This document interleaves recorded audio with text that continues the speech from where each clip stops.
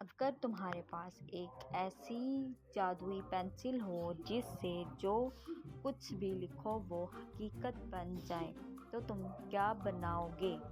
ایک دن علی کو ایک ایسی پنسل ملی جو عام پنسلوں جیسی بالکل نہیں تھی۔ جیسے ہی اس نے اسے پکڑا، چمچماتی روشنی ہر طرف پھیل گئی۔ علی کو کہانیاں لکھنے کا بہت شوق تھا، مگر وہ چاہتا تھا کہ اس کی کہانیاں سچ بھی ہو جائیں۔ کاش میرے پاس کوئی جادوئی طاقت ہوتی، اس نے آسمان کی طرف دیکھ کر کہا۔ اس سے کیا پتہ تھا کہ اس کی خواہش پوری ہونے والی ہے۔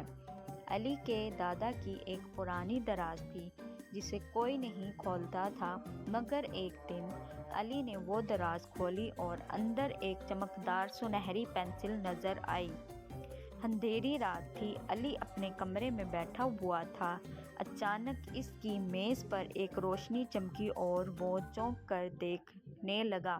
یہ کیا تھا؟ ایک چمکدار پنسل تھی۔ بھی اندازہ نہیں تھا کہ اس کا عام سا پنسل ایک دن اسے جادوئی دنیا میں لے جائے گا۔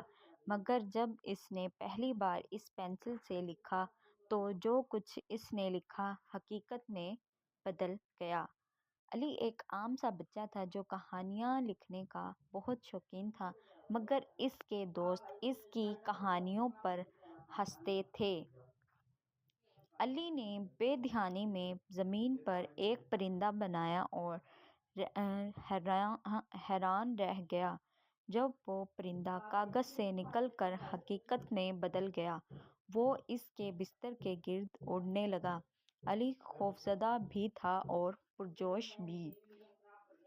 علی نے سوچا، اگر یہ پنسل سچ میں جادوئی ہے تو وہ اپنی سب سے بڑی خواہش پوری کر سکتا ہے۔ اس نے ایک بڑا شاندار قلعہ بنایا اور پلک جھپکتے ہی وہ قلعہ حقیقت میں بدل گیا۔ وہ اس کے اندر داخل ہوا جہاں چمکتے ہوئے دیوار اور سونے کے فرش تھے۔ علی کے اندر لالچ جاگنے لگا اور اس نے مزید چیزیں بنانے شروع کر دیں، مگر اچانک پنسل کے سرے سے دھواں نکلنا لگا اور سب کچھ بگڑنے لگا۔ اس کے آس پاس کا ماحول بدل گیا اور ایک بھیانک سایہ نظر آنے لگا جو اس سے پنسل چھیننا چاہتا تھا۔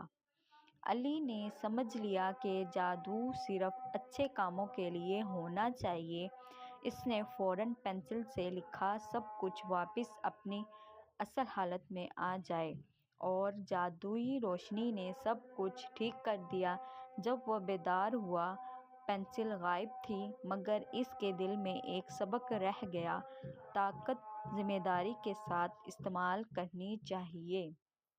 جادوئی پنسل تو چلی گئی، مگر علی اب جان چکا تھا کہ اصل جادو اس کی اپنی کہانی میں ہے۔